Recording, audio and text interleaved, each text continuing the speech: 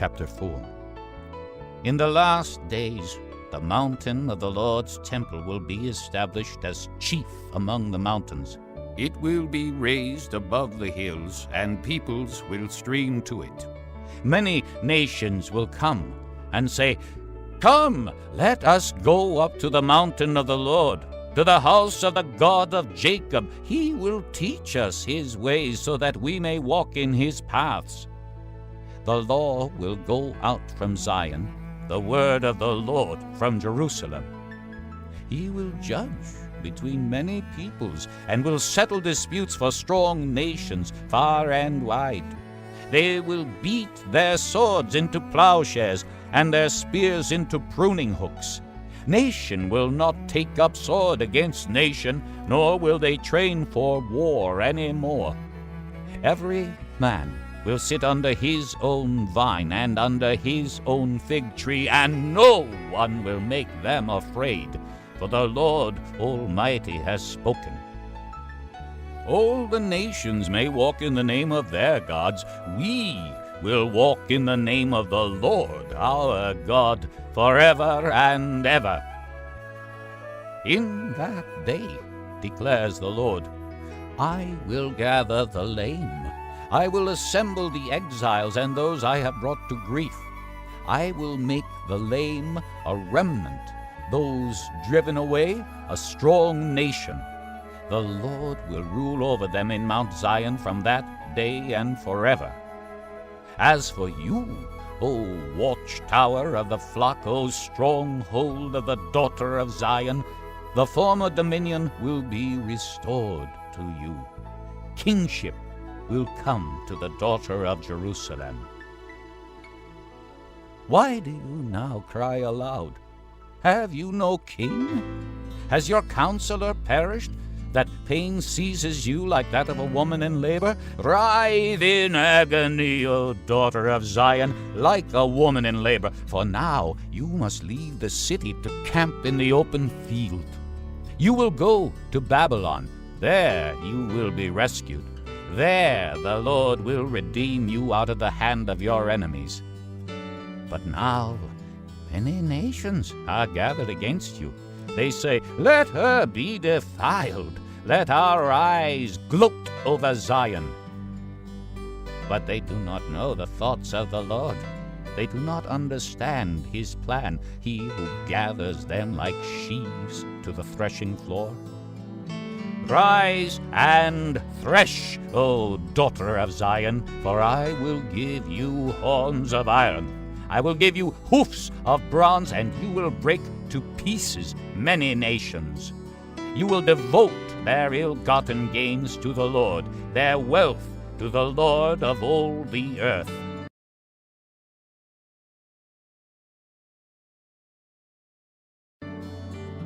Chapter 5. Marshal your troops, O city of troops, for a siege is laid against us. They will strike Israel's ruler on the cheek with a rod. But you, Bethlehem Ephrathah, though you are small among the clans of Judah, out of you will come for me one who will be ruler over Israel, whose origins are from of old, from ancient times. Therefore Israel will be abandoned until the time when she who is in labor gives birth, and the rest of his brothers return to join the Israelites. He will stand and shepherd his flock in the strength of the Lord, in the majesty of the name of the Lord his God, and they will live securely, for then his greatness will reach to the ends of the earth, and he will be their peace. When the Assyrian invades our land and marches through our fortresses, we will raise against him 7 shepherds, even 8 leaders of men. They will rule the land of Assyria with the sword, the land of Nimrod with drawn sword. He will deliver us from the Assyrian when he invades our land and marches into our borders. The remnant of Jacob will be in the midst of many peoples, like dew from the Lord, like showers on the grass, which do not wait for man or linger for mankind. The remnant of Jacob will be among the nations, in the midst of many peoples, like a lion among the beasts of the forest, like a young lion among flocks of sheep, which mauls and mangles as it goes, and no one can rescue. Your hand will be lifted up in triumph over your enemies, and all your foes will be destroyed. In that day, declares the Lord, I will destroy your horses from among you and demolish your chariots. I will destroy the cities of your land and tear down all your strongholds.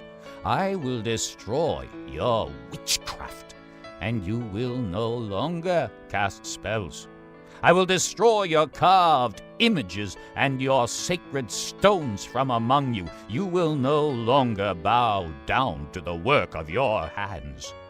I will uproot from among you your Asherah poles and demolish your cities. I will take vengeance in anger and wrath upon the nations that have not obeyed me.